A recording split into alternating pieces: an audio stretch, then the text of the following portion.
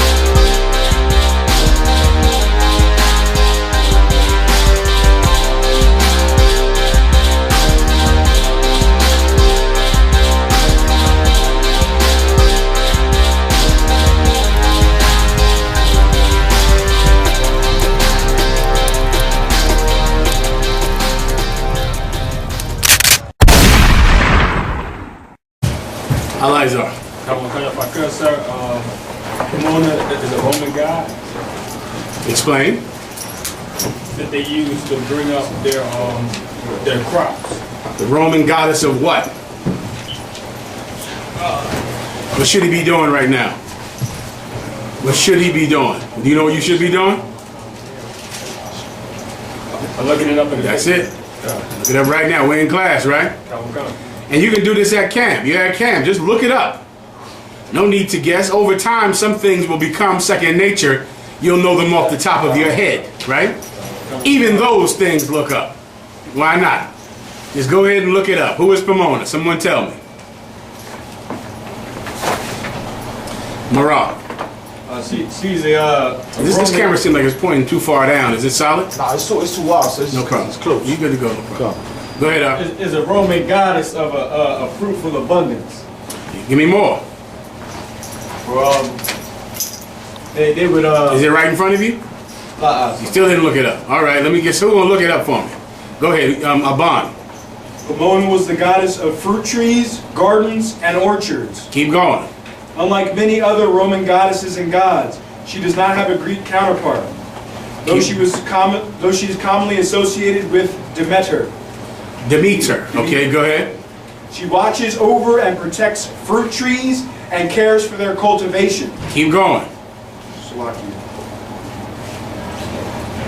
There's a word I'm looking for. What word am I looking for? What word am I? What do I want him to read down until he finds? Who knows?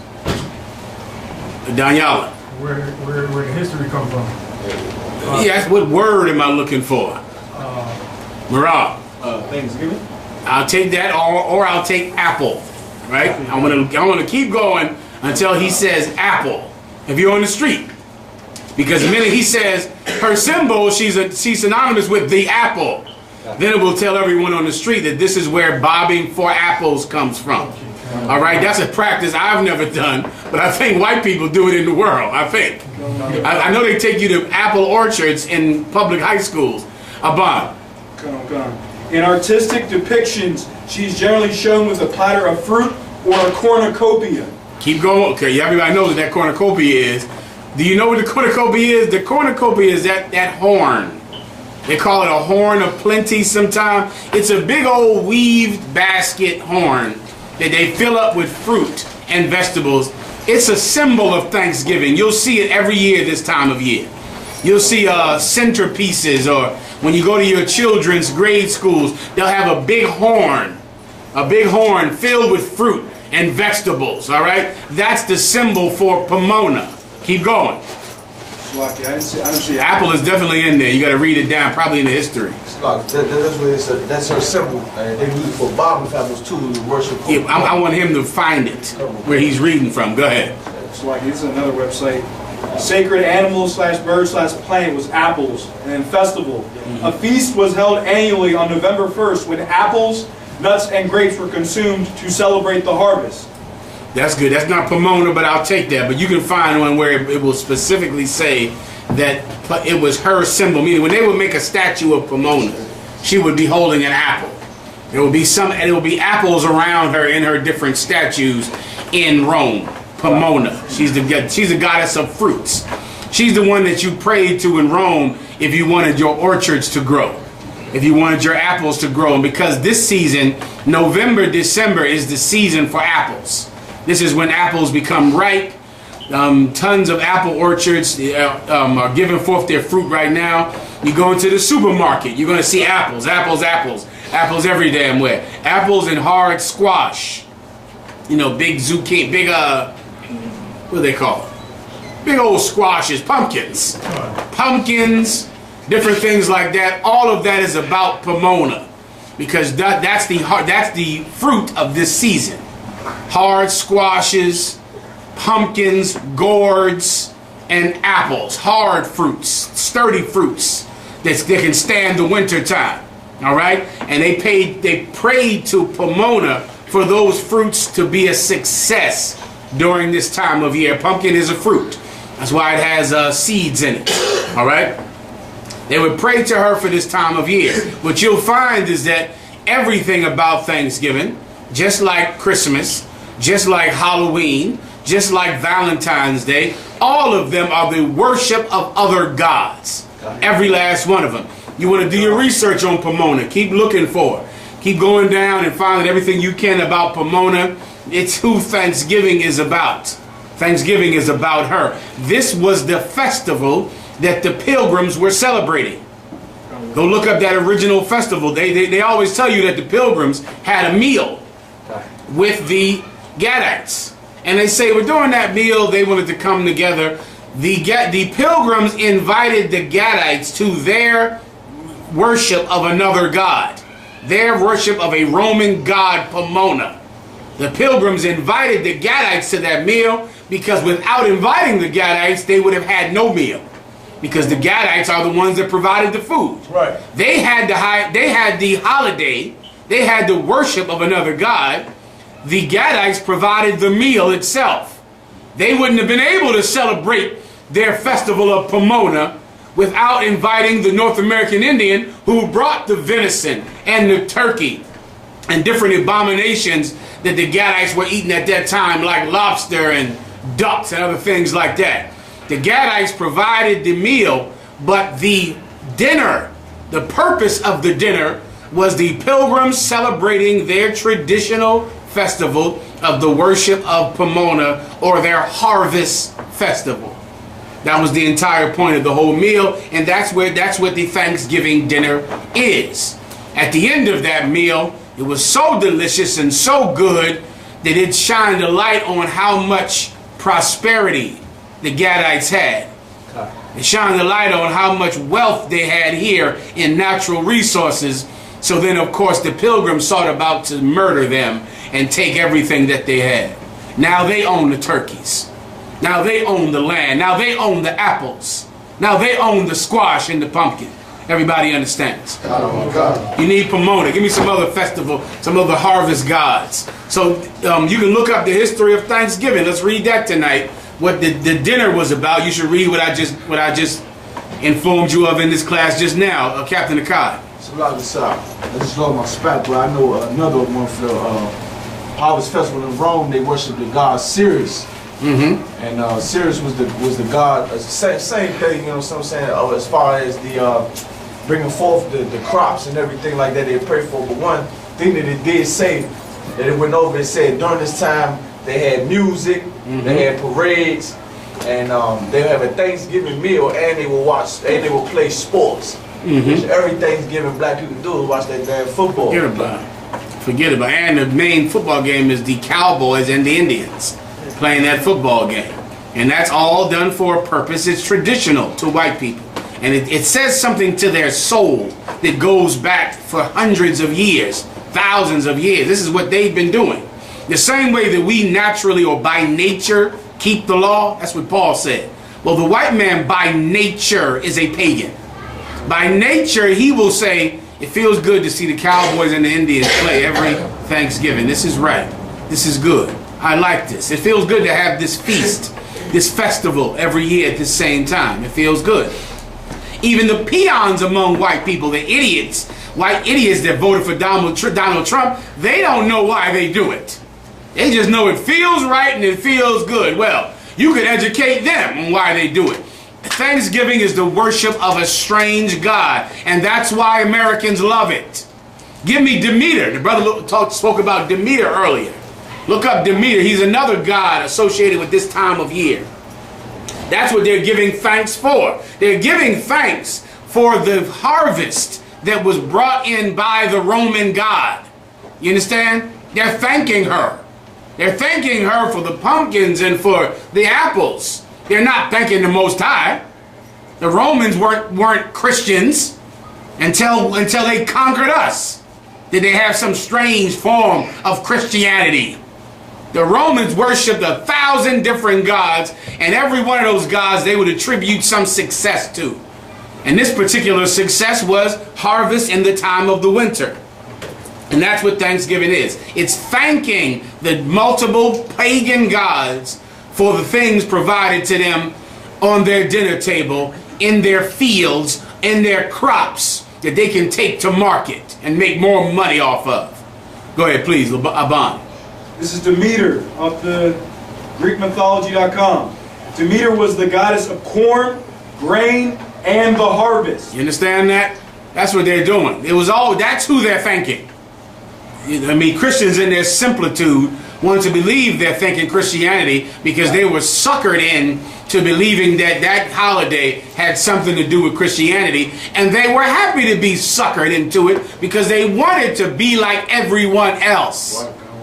That's the coward's game in America. That's what you can get a coward with. A coward can't stand to stand out and to not be included with his friends, with his neighbors, with the people round about him. A coward can't take that, man, because he's a punk.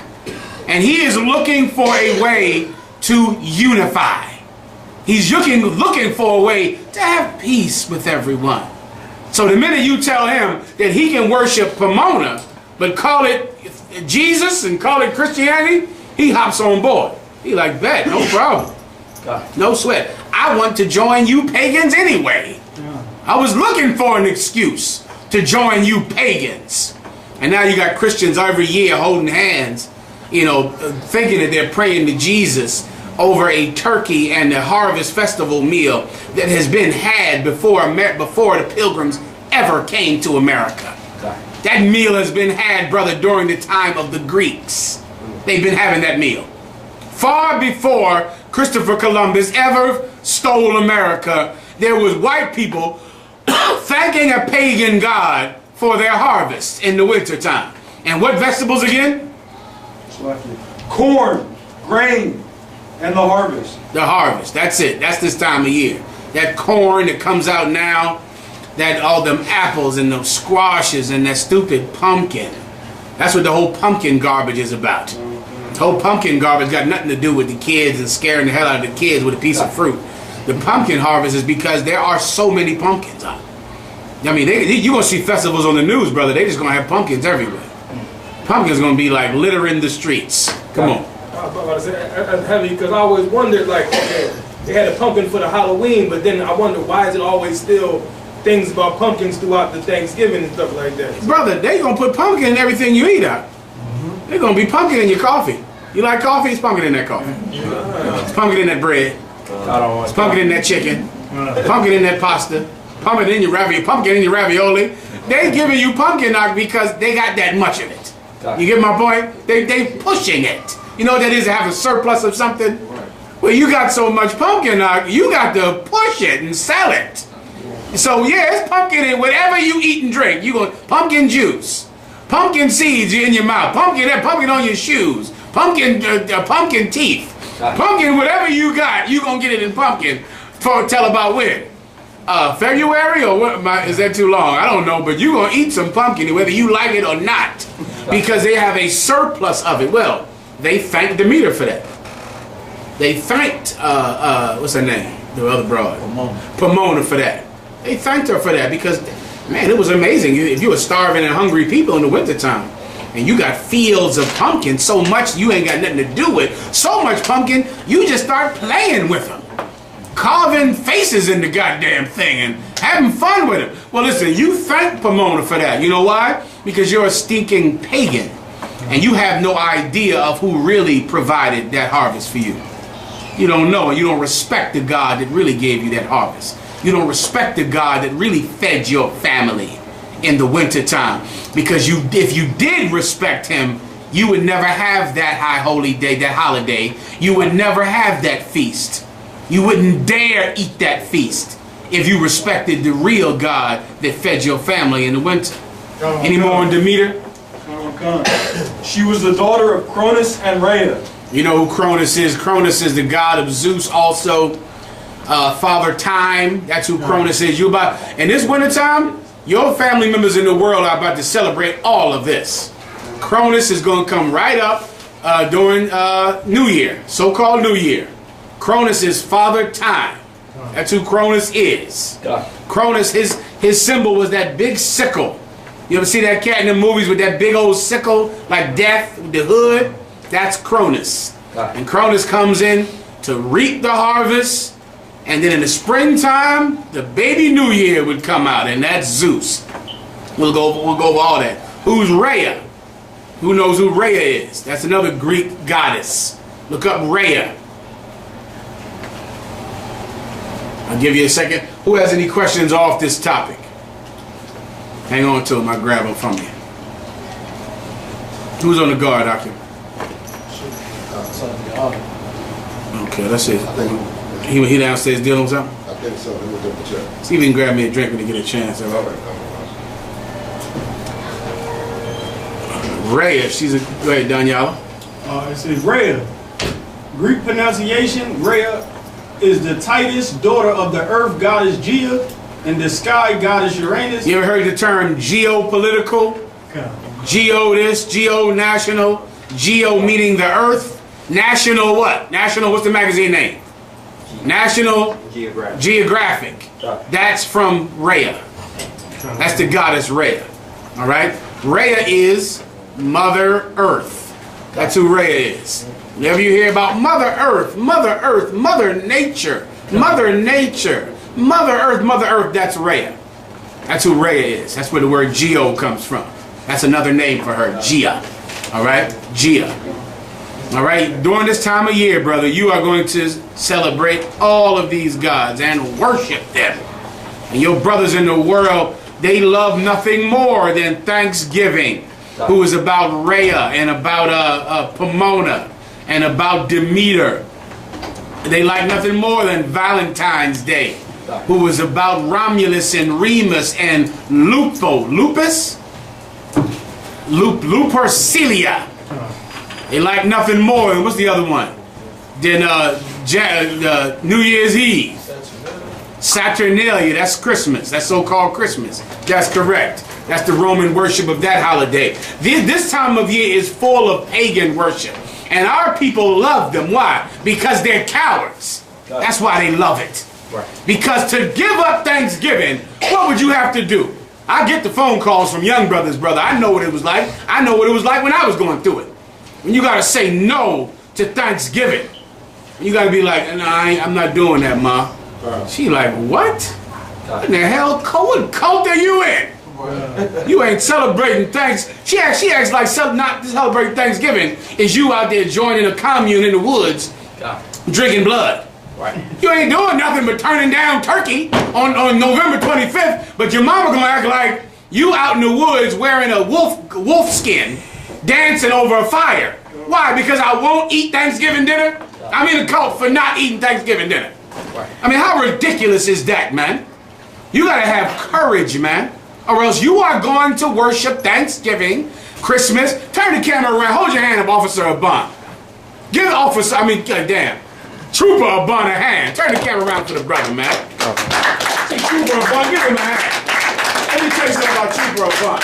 Trooper Abban is no coward. This cat here is no coward. This cat here, put the camera back on me, I got it. Trooper Abban goes to Ursinus University, right? Y'all remember recently how people were now familiar with how some black people do not stand up during the national anthem because of what Colin Kaepernick did playing for the San Francisco 49ers. He did not stand up during the national anthem. Well, what most people did not know is that the Israelite School of UPK has taught to never stand up for the national anthem since 1969. And when I say that, do I mean our men playing football? No. I mean our children. If you're a man in the UPK and you have a baby that's in kindergarten, that baby does not stand up. You got a first grader and second grader, third grader. They every day have to sit in class while the rest of their students stand up for the national anthem. And that third grader is sitting down. You should go one day to an event. I've been, and it's beautiful. You go to old graduation and you see your little girl, your little boy sitting down while everyone else in the university, the college, the grade school, the preschool is sitting down. You sit back and you look at that son, man, and you go, there's a man there in that seat. He's 3 years, he's 5 now, and he's a man. She's a little girl now, but she is a woman. She has courage. Well, this is what Trooper Abun did. Trooper Abun plays for Earth Science University. He plays football, tight end. You see, he's big and strong. He went out there, he playing football. He did not stand up. He just came into the truth. He learned about not standing up for the national anthem. He didn't stand up. A white boy came over there to him, the devil that the Bible speaks of, came over there to him and said, after the football game, and said, I heard you didn't stand up. And he said, yeah, I didn't stand up. He said, I just wanted to make sure before I went and told everybody. Right? Is that right? I just wanted to make sure before I went and told everybody. And so then that goes on. He's not standing. So then finally the football coach came to him and said, listen, it just seems like you don't want to be one of us. Is that right, Abon, what he say? It just seems like you don't want to be one of us. Seems like you're not part of us. And Trooper Abon said, I'm not. And he ain't play football anymore. And quit the goddamn team. Now, give him a hand.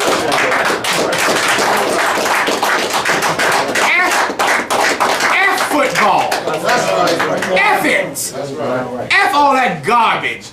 Go there and learn how to be a doctor and a lawyer and take some bullets out of these brothers when they get shot. Lord help them. Brothers might get shot sometime, might need you. Brothers might get you going there for med school? Yeah, well, be a doctor. That's what we need here. We don't need no football players. What we need is doctors. We need somebody to help some of this high blood pressure around here. So some of this, we need a dentist too. Somebody gonna be a goddamn dentist. All right? We could use all of that. Somebody gonna be a dentist and a doctor, and please be a lawyer. Good Lord. Somebody get in law school quick, because they looking at me every day. Go be a lawyer. All right? Everybody go to law school, as far as I'm concerned. Okay? That's what we need, but we don't need silly men that play games, and for the privilege to play that game, you gotta compromise your God. What the hell is it, what the hell is his problem even saying anything to you about not standing up for the stinking national anthem while your people have been murdered by men who bore that flag? But you got to be questioned about it? Well, guess what other men would have done? They would have stood up.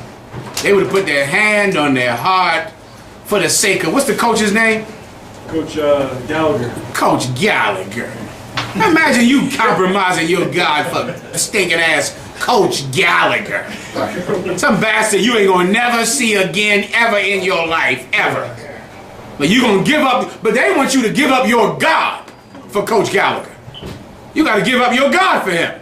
Some devil you will never see again. You know how many cats playing sports out are doing everything for some coach out that they think is their father because of the lack of fathers in the black community. Thank the Most High, you got an excellent father. Get a brother a hand right here. Oscar Rob on his old son of the truth. You got a father. You don't need some stinking football coach to be your parent, which is what coaches use. Who else is using it? Football coaches, Boy Scout leaders. Who are the main ones using it? Christian preachers. Dr. York, brother, they used to call Dr. York daddy. Everybody had to call him daddy. Everybody. The girls coming from his quarters at 3 a.m., the little boys he would have sex with. They would ask them, where you coming from so late? They would say, from daddy's house. Daddy's house?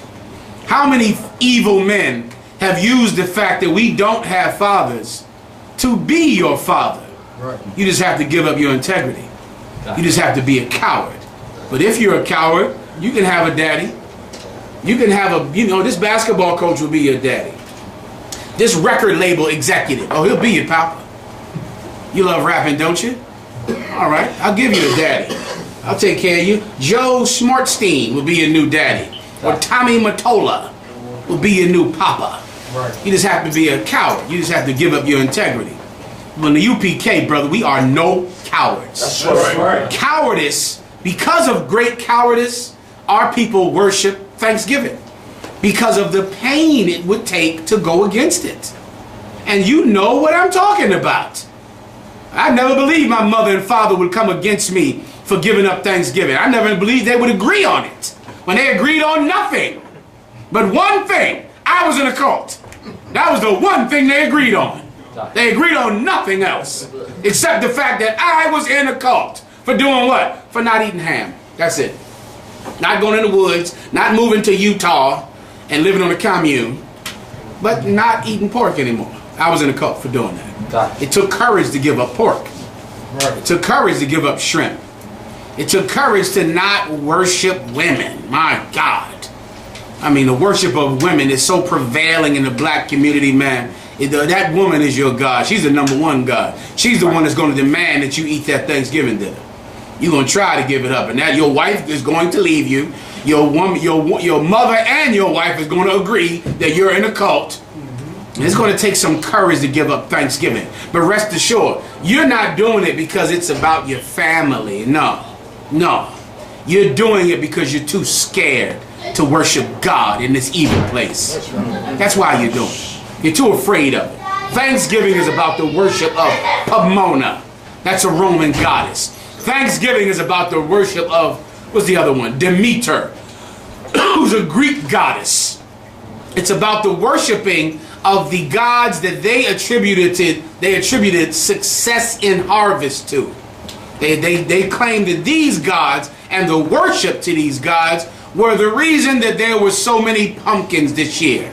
And they believed if you didn't worship Pomona, you wouldn't get pumpkins. Your crop would fail. The bugs would eat your apples. The worms would eat your apples. You wouldn't get a good harvest unless Pomona was pleased.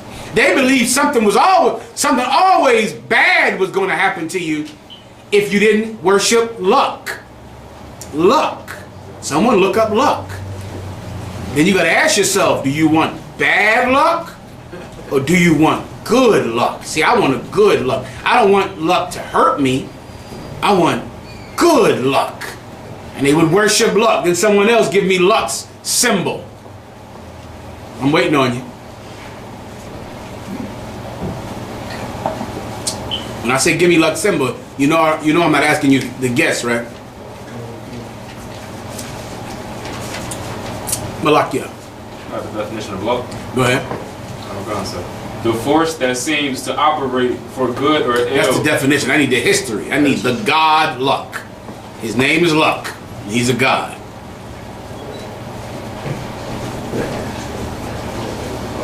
Please, say your name again now. Oscar Rabiala. Oscar Rabiala. Go ahead. Is this a fortune, good or bad? What happens to one by chance, conceived as being That's the definition of luck. What I need is a history of the god Luck, the deity Luck. I'll give you a second. Well, the god of luck.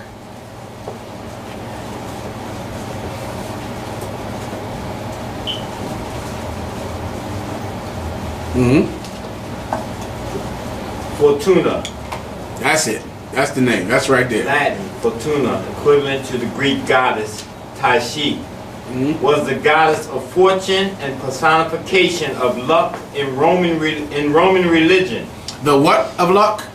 Personification. The personification. Her name was Fortuna, otherwise known as being fortunate. You are fortunate. We're so fortunate to have you here tonight. I'm so fortunate to be with you tonight. That is a god. Fortuna. And she was is it a woman? God. She was the personification, meaning they would make a statue of a person. And this person would be luck.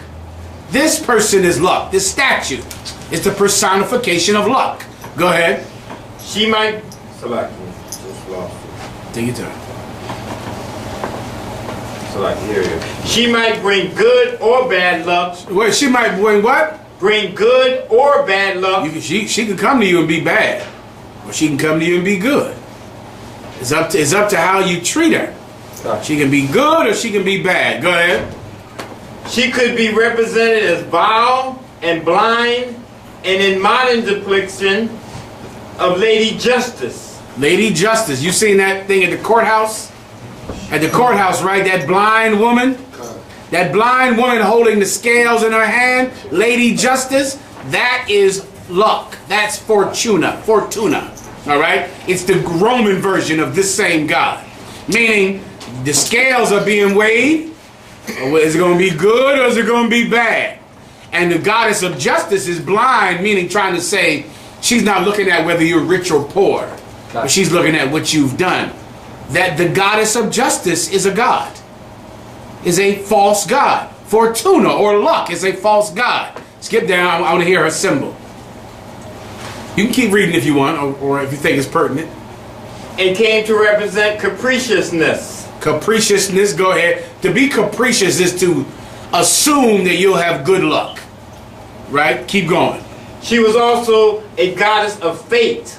Keep going. And at Tra, Fortuna, she claimed the young lives of the principal Augustus, grandson Gaius, and Lucius, prospective heirs to the empire. Meaning Augustus is Lucius and what was the other one? Lucius and Lucius. It should be, that might be Gaius. All those are Caesars. That's Caesar. Augustus Caesar, Gaius Caesar, meaning this God, those men claim that this God proclaimed that they should rule. That's what they came out and told the Roman people. That this God has said that we should rule. The goddess Justice, the goddess Fortuna has proclaimed that we should rule. And they would use priests of that goddess. Just like today with different religious sects, each Roman goddess or god had priests. And this man was a priest of Fortuna, a priest of Seleucia, a priest of this god, a priest of Rhea. And politicians every year would stand next to those priests on the steps of the Senate, and the priest would say, Fortuna has proclaimed that Gaius Caesar should be in charge. Fortuna has proclaimed that Augustus should be in charge. What do you have today in America? Every year, election year, who do politicians run out to go get? Preachers. Every year.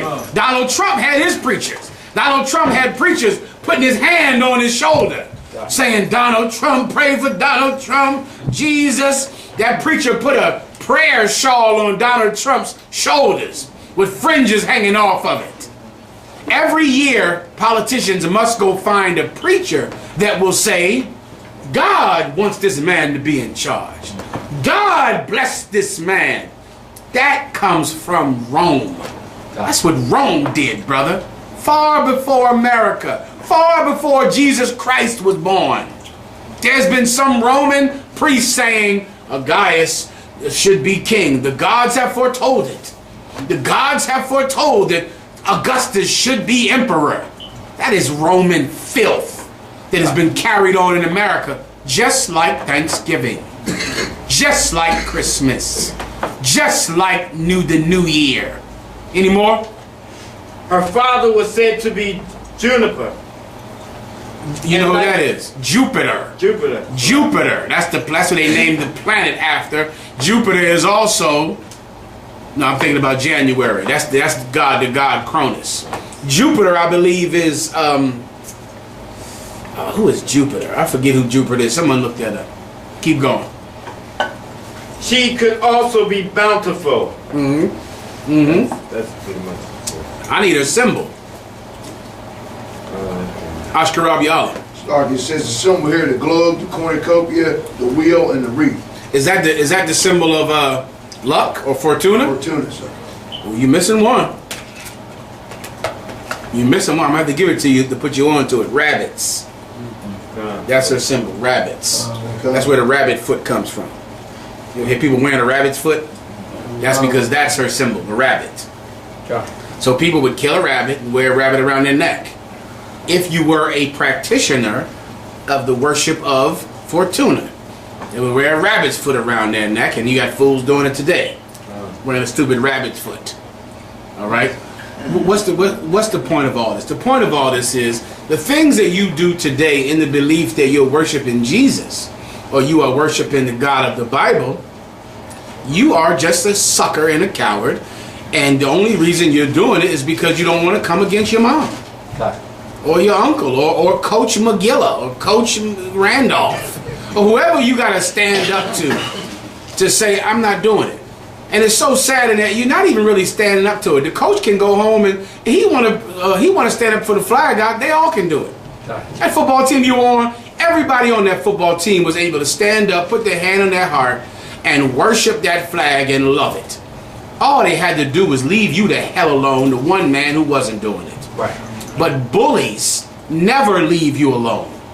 They can't stand the fact that there's one Negro at the end of this line, all the way at the end, not standing. To where, brother, I guarantee when you were not standing for that flag, I guarantee as they doing this, this is what they doing. You see so and so? You see him? Be down there.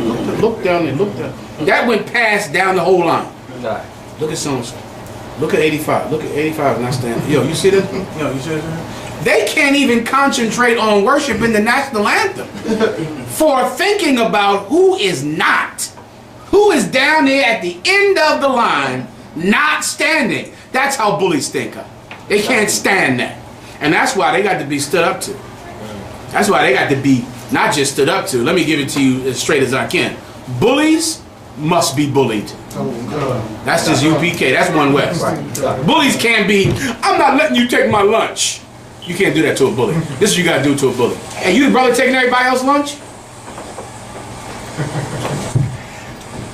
That's what you do to bullies. That. You got to take his lunch. And that's the only way he'll learn if you love him. Akkad?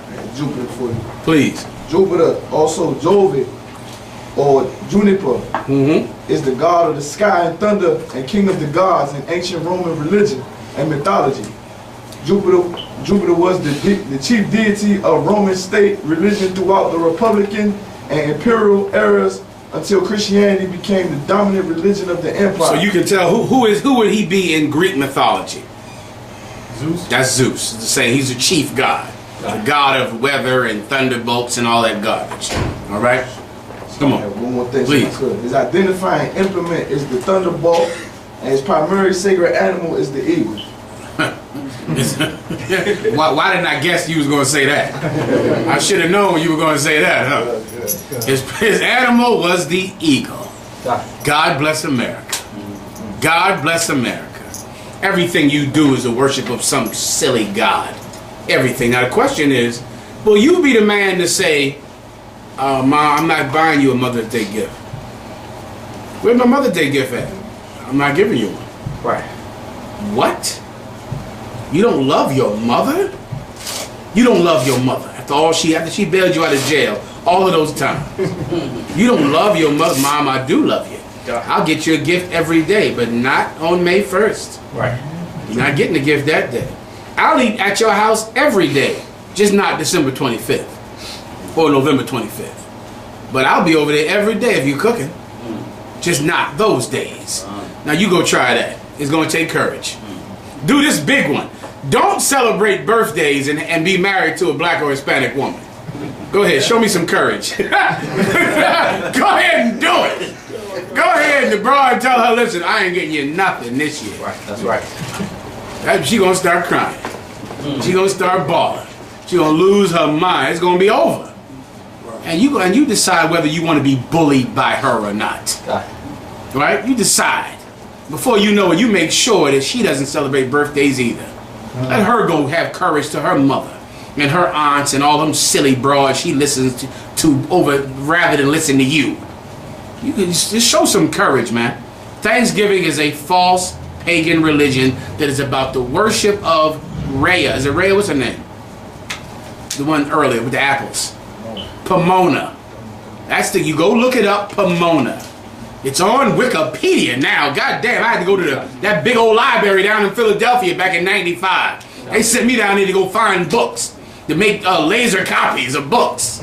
You down there making laser copies, bringing them back to the camp. They pull old big old dusty books out to show us. Now you can go look it up online. It says it. It all is, and we always taught it. Now it's easy to find, where it wasn't easy to find before. Pomona is who Thanksgiving is to.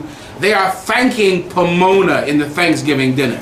They're thanking her for the harvest. They're thanking Demeter for the harvest. And they were doing it before the pilgrims came to America.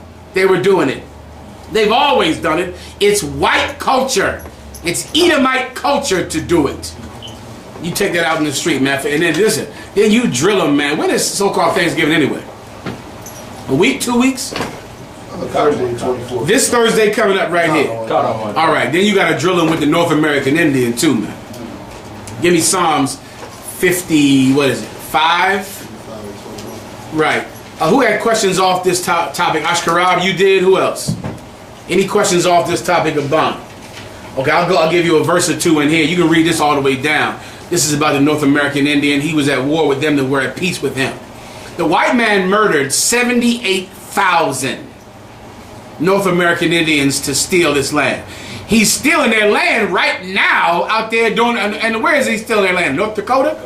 Iran. Standing Rock. Sandy Rock. He's still, say it again? Standing Rock. He's still stealing their land now. Now you would think white people would have some type of mercy on the North American Indian now. Like you don't know white people then. I mean, come on, man. Like, 2016, the white man is still stealing land from the North American Indian. And the North American Indian is saying, listen, this pipeline is going to poison my water. America says, no, it's not going to poison your water. Have you been to Detroit? Like, can you imagine a white man saying, nah, we ain't going to poison your water? No. When have we ever done that? We don't poison nobody else's water. No, we straight. And you got to be a goddamn idiot to believe a white man that says we're going to put this oil pipeline through your land and your water is going to be crystal clear, delicious. Ashkarab. Like you said, if I may, there's lead in all the water. They just give it permissible levels. What you're saying is the truth, brother. There's many doctors that say that lead in the water is why niggas are so crazy. There's tons of doctors that say that's why we love to fight. That's why we losing our mind, is because we drinking more lead than a little bit. We all drinking lead and it's making us crazy.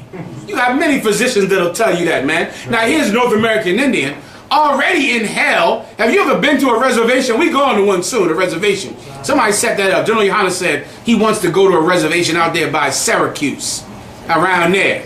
And we're going. Brother, a reservation is like the worst project in the world. That's the best. Imagine a project, but lay it down flat. Instead of standing up tall, lay it flat on the ground.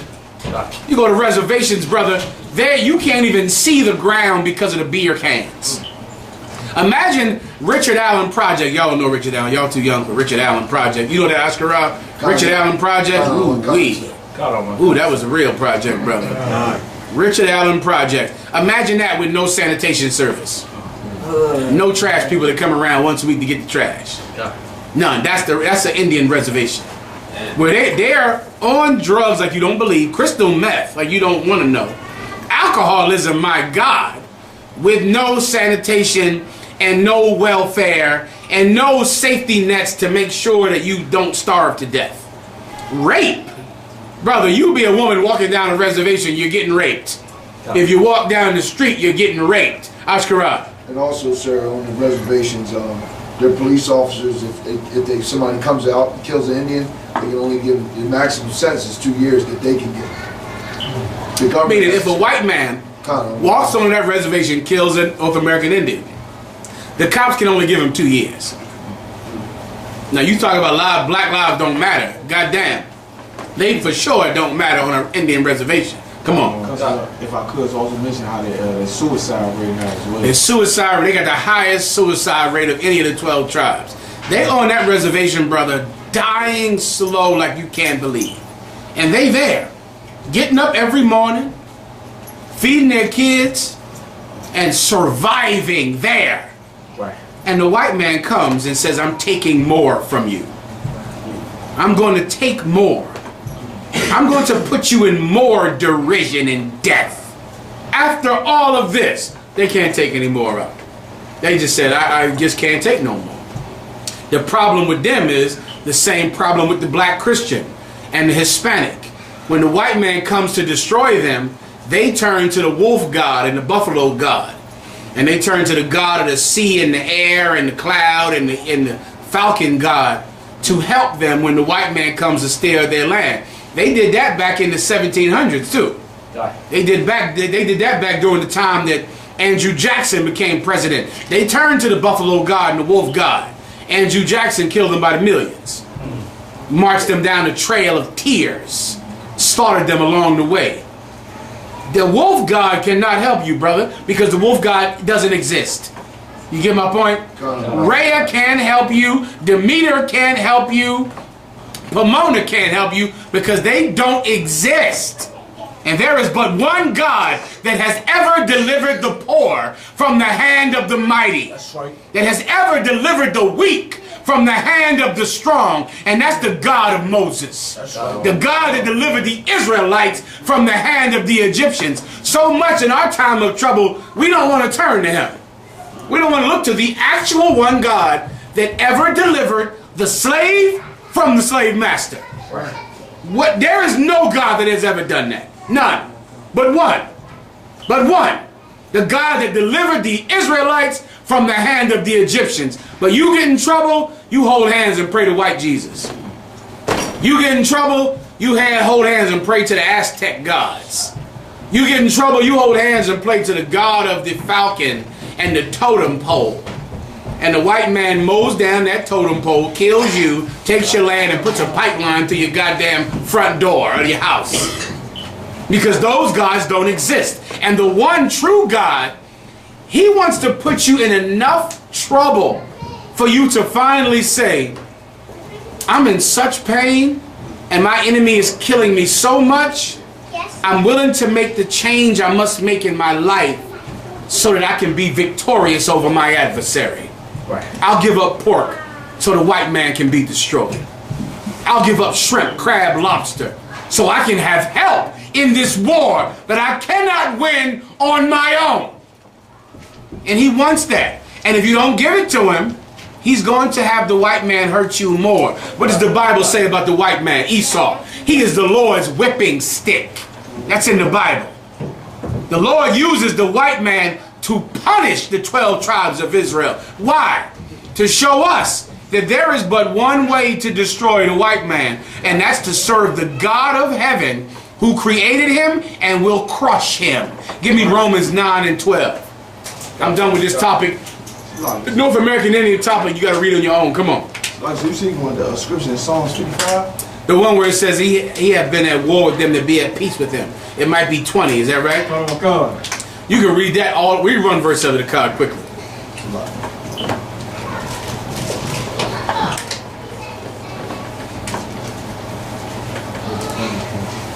Also, before I forget, we're going out to Chicago, Akim. When are we going? The 4th of December. December 4th, we'll be in Chicago, get the Most High hand to end the Hebrew Academy in the Midwest.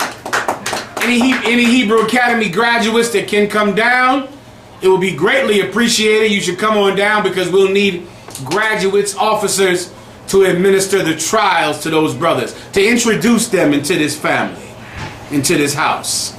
We need brothers that come down to Chicago December 4th to administer the trials. Philadelphia, when are you over? You over when? 18th. January? December 18th. December 18th, Philadelphia. You coming around the corner. December 18th, the Hebrew Academy will be over in Philadelphia. You learn as much as you can. You pass those tests. When are the tests going to be administered? The test is going to be, I believe in Philly, it's going to be the same day. Okay. The same thing we did in the Cali. The same day? That might be too many brothers to do that day, Akkad. Go ahead. Like I believe in each city we're going to do the week before. You better. Do them all. Have these tests done. By the time the day comes for the trial, have nothing to do but the trial. All right? So we can get out there. And in California, 3 of the brothers had an issue up there. And we were out there in them woods, brother, for about 4 extra hours. Am I right, Tawar? The cops came, as they always come. I just knew, I said, sooner or later the cops will be out here to mess with us out here. Lo and behold, here comes the California State Patrol. Out there to deal with us out there in California. As I knew they would come, mountain lions everywhere. We up there at night in the goddamn woods. The sign is here that says what? Watch out for mountain lions. We up there in the goddamn woods, in the mountains, having a problem in those woods, as the UPK is going to have in those woods. It always has happened. It happens all the time. You want to prepare for it. Preferably, let's do the test a week before, do the Hebrew Academy trials the week after. Those brothers that can pass those trials and that can pass those tests, there won't be many of them. A lot of you brothers in Hebrew Academy, you're going to fail. Most of you shouldn't even show up. I don't know why you're even still coming to Hebrew Academy. If you had any sense, you would drop out. You would drop out of Hebrew Academy, you would give up, because really you're probably not fit to even be in the UPK. You should drop out of it. You should search your soul, search your mind, and drop out of Hebrew Academy before the trials come. That's just my advice. You ain't got to listen to me, however. I'm just telling you what some brothers should do. Those brothers that don't do it will be out there giving you the trials in Philadelphia. What day, Soccer War? December 18th. We're going out to Chicago December 4th. December 4th in Chicago to do Cleveland, St. Louis, Indianapolis. What else? Detroit, Minnesota. We're going to do all of the Midwest schools out there, give you your trial. If you got sense, you'll drop out before December 4th. If you got common sense. Me, however, I had no common sense when I was in the Hebrew Academy. I was void of common sense. I wasn't logical. Nothing I did made any goddamn sense. Everybody understands that? All right, where are we at now? Go ahead. 55 and 20. He had put forth his hands against such as be at peace with him. He has broken his covenant. The words of his mouth were smoother than butter. Let's talk about the so-called white man. He put forth his hand against him that has been at peace with him. He rose his hand to a man that was saying, let me be your friend. Let me help you through the winter. Here's my venison and my turkey. Here's where you find water. Here's how you can eat these herbs that can help you when you're sick. Here's how you prepare this corn. Let me help you. The North American Indian extended hospitality, man. The only way that an Israelite knows how to give hospitality. Don't you know that's in our law, man? When a man comes into your land, to extend hospitality to him, man. That's called the law of the stranger. That the Lord gave us to extend to one another when we're from a different land. When we're from a different city. The North American Indian extended it to a real stranger. To someone that law was not meant for. The law of the stranger was meant from a Judite to an Isupkarite. From a Puerto Rican to a Mexican. It was not meant for the white man, and the North American Indian learned that quickly. He extended him hospitality and food and said, come, share what I have. Come. And the white man came in there and killed 78 million North American Indians and is still stealing their land at this present hour that we're teaching this class at Standing Rock, putting a pipeline through their land that they get no profit from. And stupid idiots think that the North American Indian is getting casinos. The North American Indian is not getting casinos. White people with the name Red Bear are getting casinos. Some old white man named himself, hey, I'm Chief Red Bear. And he gets a goddamn casino. White people own those casinos. No damn North American Indian. They on the reservations dying. But some white man changes his name to Chief Bear Claw, and before he changed his name to that, his name was Joel Silverstein. And he changed his name to Chief Bear Claw. He has enough money to buy the reservation and he gets the permit for the casino. Go look online, man. See the owners of those casinos. There's more blonde-haired bastards there than on South Beach. Blonde-haired, blue-eyed North American Indians. Nah, the reservations are full of the North American Indian, brother. That's where they at, man. And tons of them here in the ghetto thinking you from the tribe of Judah and you a North American Indian. You sit in the ghetto thinking you too dark to be a North American Indian, though your father was a North American Indian, though your mother, Captain Soccer War in the back, is a North American Indian. Where your father from? North Carolina, he's a lumpy Indian, sir. Say again? He's a lumpy Indian. No, that's one of my favorite North American Indian tribes. The lumpy Indian. Who comes from the lumpy tribe? Somebody I love. What's that story? Is that in Florida? No, that's in North Carolina. What's that lumpy Indian? You talking about the Lowry gang? The Lowry gang. That's the get a Lowry gang a hand. The Lowry gang. Your father come from that tribe? Oh, that's honorable stock. That's some honorable men come from that lumpy Indian tribe. Look up the Lowry gang for 1 second now. The Lowry gang, they were lumpy Indians, I believe. And brother, without having the truth, those were some honorable men. They were like Nat Turner. Nat Turner from the tribe of Judah. He was not in the truth. He had no ability to be in the truth because the truth was not out until 1969. But Nat Turner, brother, did what he could in his time. He did the best he could. Please, officer. Like the white man had you thinking the Lowry gang is white guys running around killing up a gang, white guys running Exactly. That's why they call them the Lowry gang. They call them that to try to denote them as being wild and out of control criminals. Captain Soccer War. This is Wikipedia for the Lowry War. The Lowry War is a notable event in North Carolina history.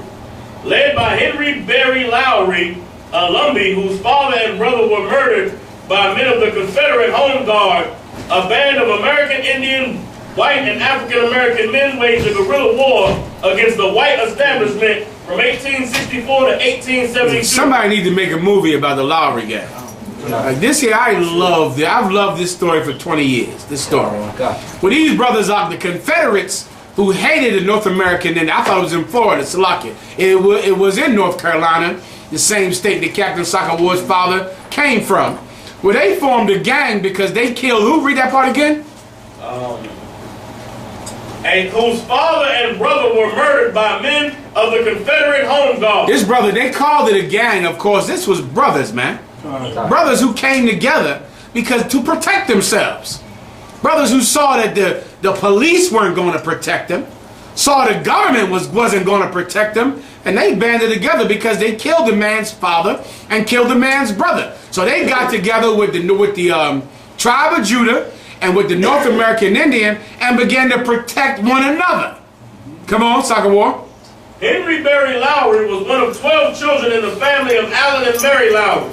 At the start of the Civil War in 1861, the free people of color was viewed as a potential danger to the Confederacy. They were the free people of color, meaning they were free now. North American Indians and the so-called Negro, they were dangerous because they were free. Right. And they had been abused under the whip of the so-called white man for so long. So now that they were free, they were considered a threat. Keep going. As elsewhere in the South during the Civil War, the Home Guard supported the Confederacy and maintained law and order at home while the war was being fought. The Home Guard is something that soon in America you will get very familiar with because of Donald Trump and because of the American economy that's going to go in the toilet, you are going to see militias step up in America. That's what the Home Guard was back then. It was a militia. Whenever you hear the white man talk about community policing, that term, we need more community policing. That is a militia. Meaning, the police, you saw a cop just got shot yesterday, where? In Pennsylvania somewhere. Ohio. Some Jake walked up to a cop doing stopping somebody, put 2 pills right up in his head, made him go to sleep. Right outside of some car, he's gone, and before you know it, the cops are going to say, we can't patrol these neighborhoods. It's too dangerous. A cop only becomes a cop because he believes he can kill you but you can never kill him. Right. That's why he becomes a cop. He can beat you up, but nothing will ever happen to him. He believes he's safe. The minute those cowards that become police officers realize they're in danger, they're going to become construction workers. You understand? They're going to say, I ain't becoming no cop. I ain't become a cop to be killed. I became a cop to kill. You understand? And that cop getting killed in Ohio is going to tell the truth about what it is like to be a police officer in these last days. So then what will the white man do? He's going to still need taxes, and the restaurants and businesses are still going to need protection, and they're going to enlist community policing. They tried that back in the 80s when they had the with the red berets and the red jackets. So the angel. Gabar. Guardian Angels. Where the restaurants would hire the Guardian Angels all over New York because the police were afraid to patrol in those places in New York because they was getting pills in their cap, going to sleep, and because of that, they decided they weren't going to go into certain areas, and they hired the Guardian Angels to wear that stupid red uniform and to ride up and down the block. But then, of course, the Guardian Angels start going to jail for extortion and everything else, right? You're going to see in these last days the militias step back up. They're going to step back up. They got the right to arm themselves. They're going to get the licenses. Right now, they're patrolling Jewish neighborhoods in Bensonhurst, Brooklyn. They got Jewish security guards who are armed. And they patrol Bensonhurst, Brooklyn, because the Jewish man, of course, does not trust non-Jewish people to patrol his neighborhood. Well, at the end of the Civil War, they had a militia that stepped up and said, now that the U.S. government has conquered our land, now we're going to depend upon white militias to protect us. Keep going. With Sherman's army a few miles from Robeson, the Confederate Home Guard accused Henry Lowry's father, Allen, and brother William of various crimes, including illegal possession of firearms. What possession of firearms? Illegal possession What possession of firearms? Illegal. I hope that sounds familiar to you, because that's what happened at the end of the Civil War. Don't you know? Now remember, we're back in what year? 18-something? 1861. What white man did not have a gun in 1861 in North Carolina? There was guns in their shoes and their hat and every damn thing. This is wild, wild west time. This is gunslinger time. That's what we're talking about. 1861, that's Jesse James, gunslinger, Wyatt Earp time in America. Guess who was not allowed to have a gun? Take a guess. Us. A North American Indian and the black man couldn't have a gun. It was illegal for you to have a gun. Keep going. And after a hastily prepared kangaroo court trial, they had a trial. It was a kangaroo court, meaning it was nonsense and BS, and they drummed it up and they had decided already before the trial that they were guilty. Just had the court to put it on paper. Keep going. Allen and William were convicted and executed on March 3rd, 1865. They were hung, convicted and executed for having guns. And a kangaroo court, jury full of white men, done. They're dead. Keep going. For nearly a decade, Henry Lowry conducted raids in southern North Carolina, primarily in Robeson County and against upper-class whites. Well, against who? Upper-class whites. Brother, after that, I remember the truth wasn't out back then. They didn't have the direction of Commanding General Yohana back then. They didn't have those brothers that set up this school in 1969. The truth wasn't out. They were like Nat Turner, man, going for what they knew. Loving each other, knowing who their enemy was, but had no real answer to defeat their enemy permanently. So they did raids on white people. They raided white homes, rich white people in South Carolina, plantations. Blacks and North American Indians came together. Soccer war. He became the most hunted outlaw in the state's history. In the what? In the state's history. In the history. A lumpy Indian from North Carolina like Soccer War's father. Keep going. he murdered the presumed head of the local Ku Klux Klan. He had to go ahead and put him to sleep too.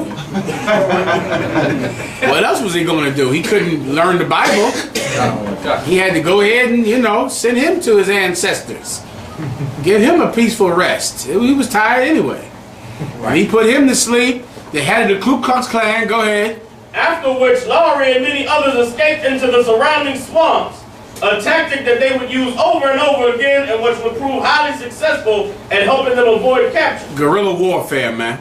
Something those Gadites knew how to do. Those Gadites knew how to not have a conventional war with you. The Apaches did the same thing. They shoot you, kill you, and go hide in those swamps. Go hide out there with the frog and the alligator and get out there in those swamps and get away. Soccer War, can you find the one where they went to the plantation and made the slave master serve the slaves food? They went to the plantation, brother. Killed the guy. Well, first, they went to the plantation. The slave master was sitting at the table eating food. The slaves serving the food. They walked into the dinner room, made the slave master and his children get up, made the slaves sit down, and made the slave master serve them. Then they killed the slave master. What else could they do? They ain't know no better. This was before the truth. All right? This is before they knew how to really fight the white man. So they went ahead and killed the slave master and killed his family. All right? Keep going, Officer Gabar. That's a lie. I see they got his pictures. Got him looking like an Edomite dog. Yeah, he definitely was not. I'm not sure what picture that is, but this here was a brother, a lumpy Indian. I mean, it's one of the best. It's one of my personal favorite stories because they came together. It was Judah and the tribe of Gad who came together. And guess what? At the end of all this, guess what happened to them? They were hung. They were arrested. They got away. That's why I love this story. They never caught them. To this day, they have never caught these brothers. These brothers, at the end, whenever there's a story like this, they always show at the end them walking in handcuffs, getting hung. These brothers got away with this, brother. And they said that every year they would see his wife go into a certain spot. Give me the part about the wives, Soccer War. When they kidnapped all the white men's wives. I gotta move on. I gotta tell them the story if you can't find it. Come on. Like you said, they had it on the History Channel. Yes, they did. They come on, please. They the white men kidnapped their wives. So they went and kidnapped their wives and told them they don't let them go. They're going to kill their wives. Brother, they had a bounty out for them in a safe. Thousands of dollars. They said, whoever turns this Lowry gang in, we'll give you this money. The Lowry gang went and stole the bounty money. Stole it. After that, they had enough. They went and kidnapped all of the Lowry gang's wives who lived in North Carolina. Right. They kidnapped them all and they said, listen, we're going to kill these women if you don't turn yourself in. Brother, the Lowry gang went and kidnapped the sheriffs and all of his deputies' wives. Kidnapped all of them, and they had to give them up. I mean, that's a movie. The Lord was on their side in His way in that time. Malakia, you had your hand up? Yeah, didn't the Lowry gang do something to make all of the white men leave their wives so they can go and kidnap them? There's something. You sounded familiar. They made a distraction. So the men left their homes. They went in their homes and kidnapped their wives, and they were stuck. And they had to exchange wives, and they got away with it, man. What else am I missing? That's it, Sako. I gotta move on. It's so long. I mean, it's an amazing story, and at the end, they did not go to jail. They got away with this, and so now the police were watching the brothers' wives forever. And the brothers never came back, but every year, the head of the gang's wife would go somewhere every year in that swamp and give a message to her husband until all of the madness calmed down, until she disappeared also. It is just a absolutely beautiful story. This Lowry gang. From North Carolina, Gadite like Soccer War's father. Give Soccer War's father a hand. He deserves it, man. That's honorable stuff. I'm going to tell you straight up. That is honorable stock Captain Soccer War comes from. I didn't know you came from the Lumpy Indian. Good job, the Lumpy Indians. Good job, brother. Come on, Mataziala. So look out, sir, if I could. Time check 814. So what? Where are we at now? Questions off the topic. Let me get Oscar Aviala. Go. Oh, yes, sir. Daniel 8 and 21. Could you give me a breakdown on that, sir? Let's hear it. Daniel 8, chapter 8, verse 21. And the rough goat is the king of Gracia. The Grecia. Grecia. The Greeks. This is a dream or a metaphor about other nations. The rough goat in this dream is the king of Grecia. That's why, of course, in popular culture, you see Satan's symbol be a goat, right, with the goat horns and all that. That's because the rough goat is the king of Grecia. Rough. What are goats synonymous for?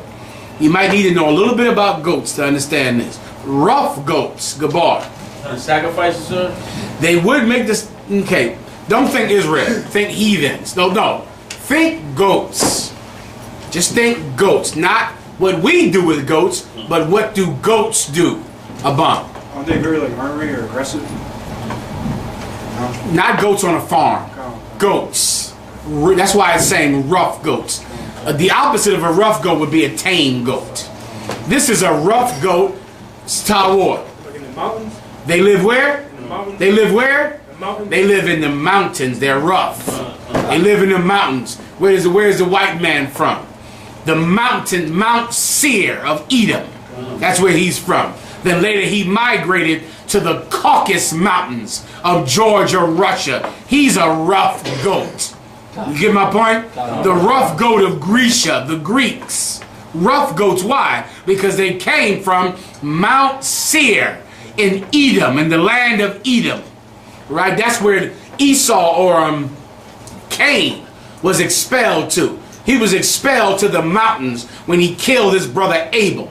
He was expelled from the face of the earth. Now he had to live in the mountains.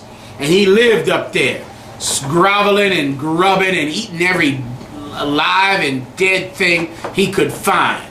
Well, the Grecians are that rough goat. Keep going.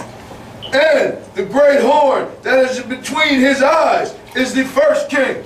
And the great horn that's between his eyes is the first king. Who is the first king? Aban.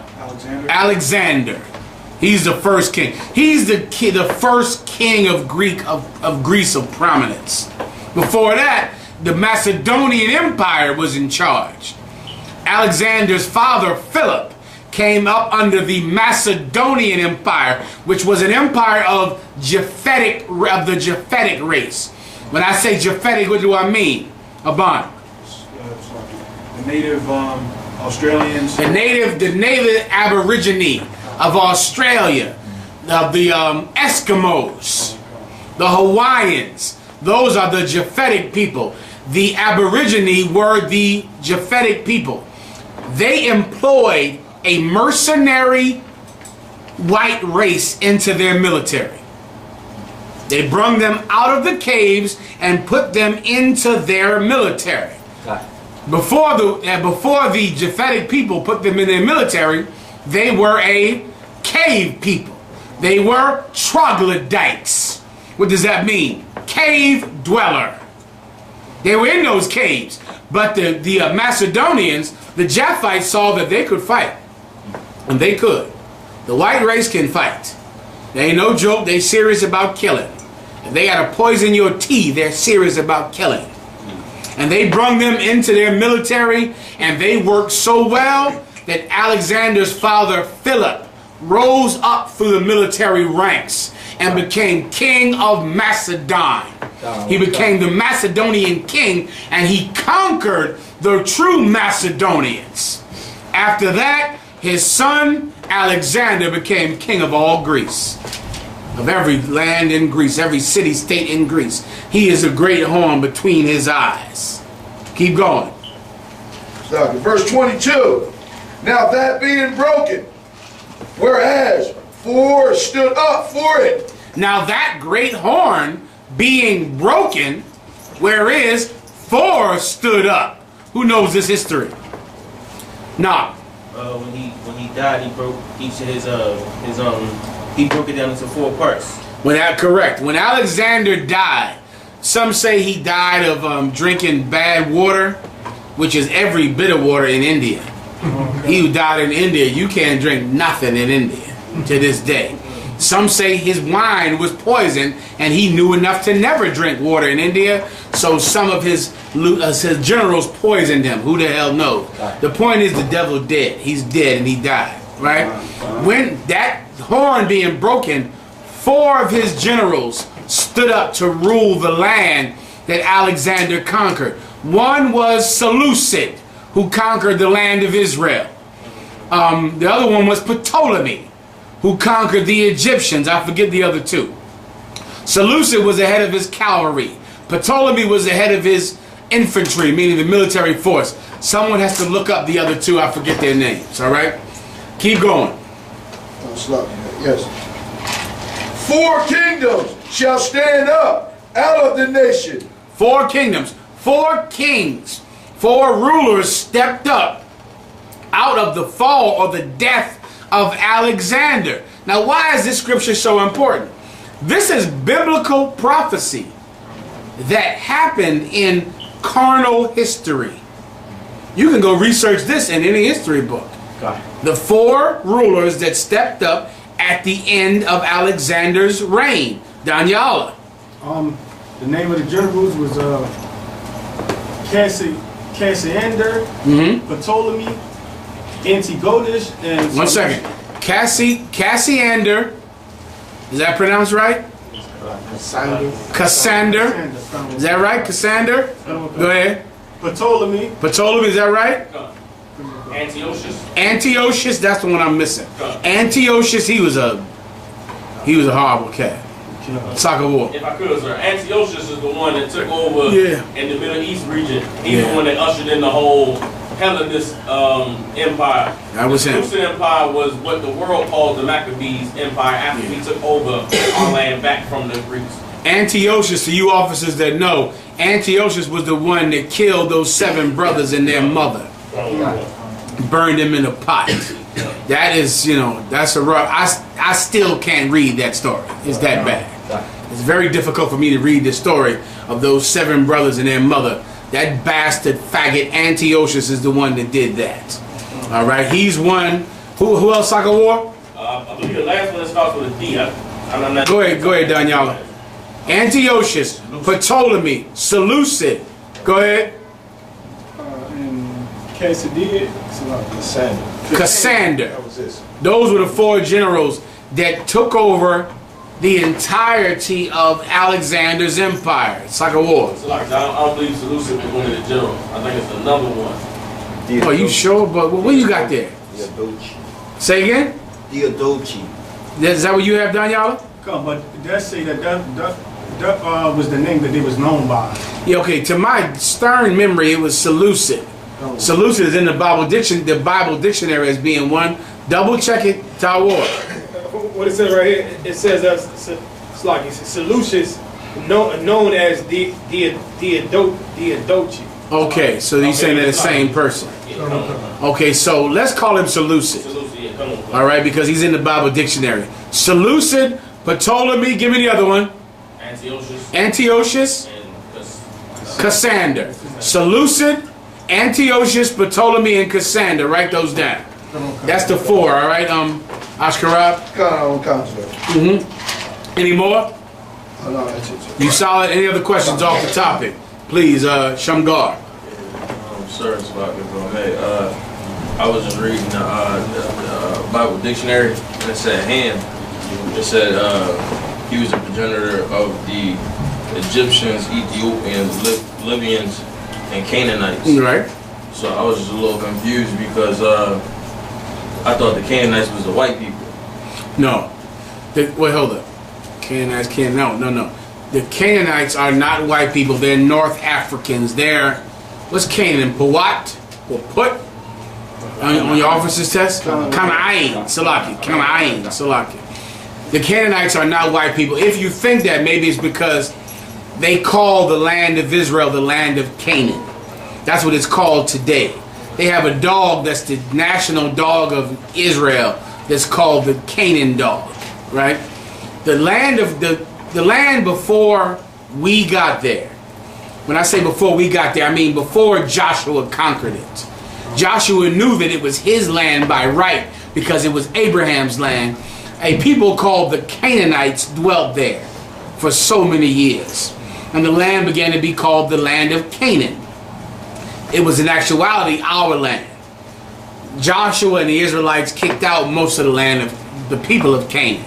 All right? But the original people that were there before we got there, after the covenant was made where it was ours by right, but before we got there as an army, those people were North Africans. Canaanites are North Africans, right? I want to say South Africans. They are South Africans. The people that we're talking about, read that one more time. I'll get you 1 second, Soccer War. Read that again. It says, he became the progenitor of the dark race. Ham. We're talking about Ham. Yeah, come. Ham is one of the sons of Noah. He is the father or the progenitor of the dark races. This is UPK 101. First day in the school. At the camp. I remember hearing it for the first time and going, what? I remember going, what? Ham is the progenitor of the dark races. Progenitor meaning Malakia. The father of. The father of the dark, what races? Dark races. The dark races, meaning dark skin. Keep going. Not the Negroes. Not say that. Don't skip by that. Say that with intensity. That brought me into truth.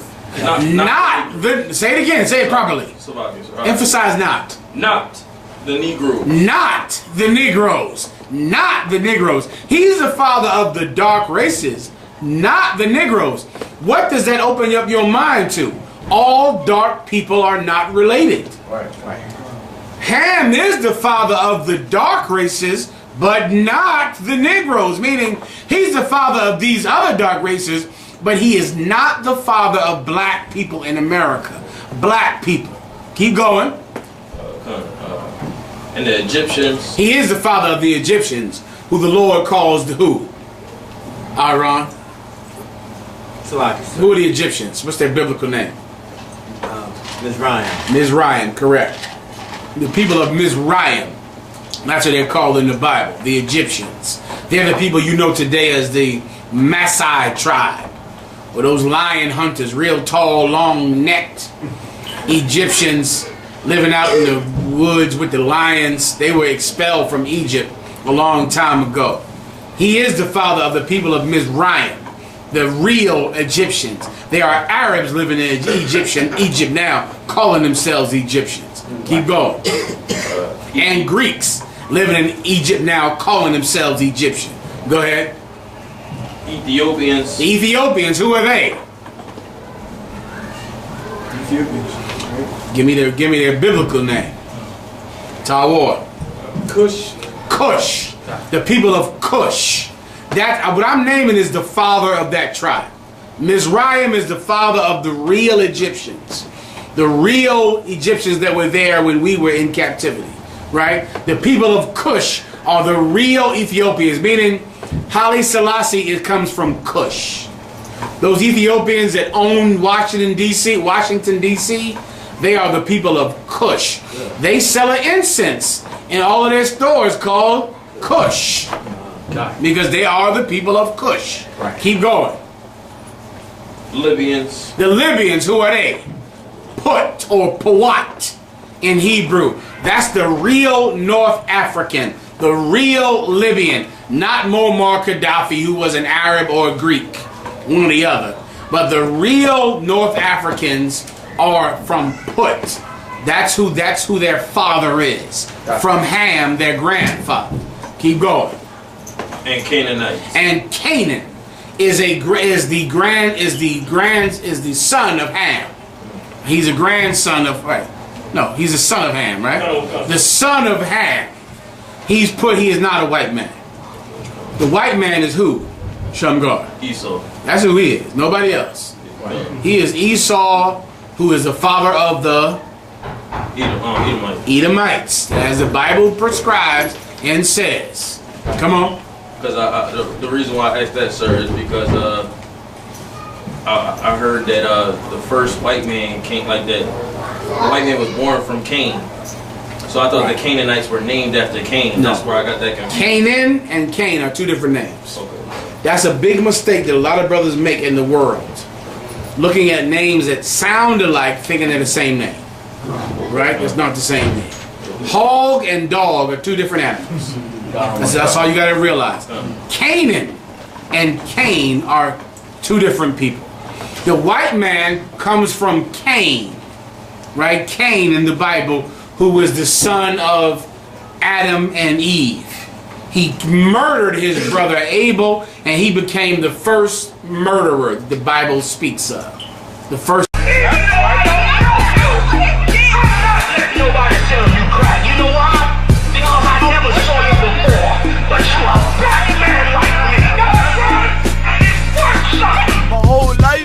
Trying to find something to follow. Had loyalty, every man tried to borrow. Felt pain and a lot of sorrow. Got betrayed, sold packs, I didn't even have my heart broke. Living confused, about to lose hope. Cops got me on the side of the road like a sideshow. Need an antidote before I croak. Now I'm setting fire to rhythm man blues for this guitar smoke. Rebel with no cause, trying to find direction. The world got me vexed. Picked up a bad liquor habit that's hereditary from oppression. Felt like my life was on fire, trying to find an exit. Now look, 10 G's plus a good wreck. Sometimes a follower is a soldier, trying to find a good shepherd. Plus when you in hell, how do you excel? Wisdom the breath of life, I don't believe in fairy tale. Listen well to what I tell. No calling can cause pain, something that a rebel knows very well.